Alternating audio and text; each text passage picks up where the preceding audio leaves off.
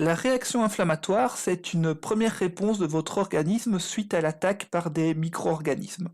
Donc là, on a l'exemple d'une plaie où on voit des micro-organismes qui vont venir vous infecter. Donc, votre organisme va réagir pour empêcher l'infection.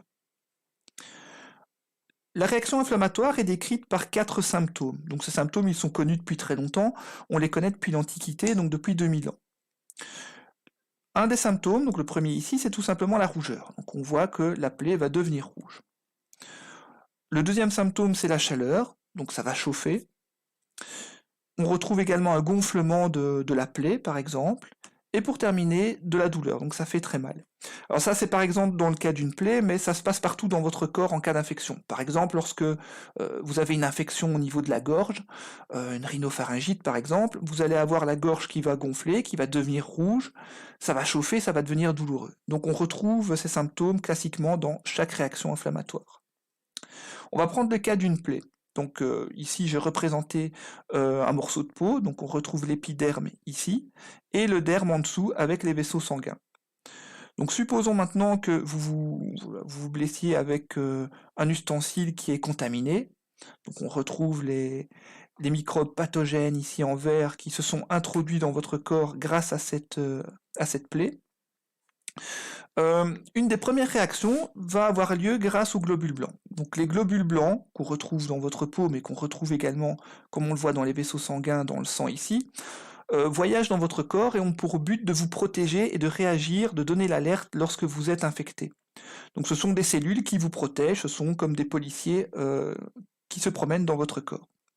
Ces globules blancs, quand ils vont rencontrer les micro-organismes pathogènes ici en vert, ils vont être activés et ils vont libérer un signal pour avertir tout le corps que vous êtes infecté.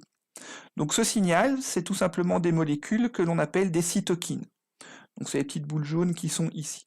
Donc ces globules blancs vont relarguer ces cytokines, on retrouve par exemple l'histamine dans ces cytokines, et le signal va être envoyé. Donc il va se retrouver à l'intérieur des vaisseaux sanguins et va appeler à la rescousse les restes de globules blancs de votre corps en disant voilà, ici on est infecté, c'est ici qu'il faut venir, il faut venir éliminer l'infection. Ces cytokines vont être également responsables de ce premier symptôme qui est la douleur.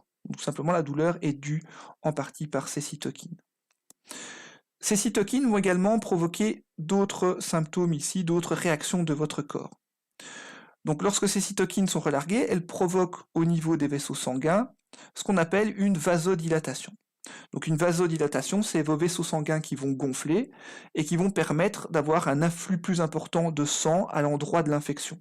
Donc comme il y a plus de sang, à cet endroit-là, ça devient rouge et ça provoque également une chaleur au lieu de l'infection. Cette vasodilatation, elle va également produire l'afflux de plasma sanguin sur le lieu d'infection. Donc le plasma sanguin, c'est le sang sans les globules rouges. Donc par exemple, lorsque vous vous blessez, vous avez un liquide transparent qui apparaît, c'est le plasma sanguin. Ce plasma sanguin va être responsable du deuxième symptôme qui est le gonflement. On le voit ici, ça gonfle au niveau de la plaie. La vasodilatation va également provoquer l'arrivée sur le lieu d'infection des globules blancs. Donc on va avoir de plus en plus de globules blancs qui vont venir et qui vont détruire les micro-organismes. Donc leur but c'est de les éliminer. Ils vont les détruire et puis ils vont les éliminer par exemple par phagocytose. Donc la phagocytose c'est lorsque le globule blanc mange le microbe pour le désintégrer. À la fin de cette réaction inflammatoire, on retrouve également parfois du pus. Donc le pus, c'est tout simplement le plasma sanguin mélangé avec beaucoup de globules blancs, des micro-organismes, des débris cellulaires. Donc c'est tout simplement le champ de bataille à la fin de l'infection. Alors ce qu'il faut retenir, c'est que la réaction inflammatoire est la première ligne de défense de notre système immunitaire. Elle fait intervenir certains de nos globules blancs, donc ce sont des cellules de notre corps qui nous protègent.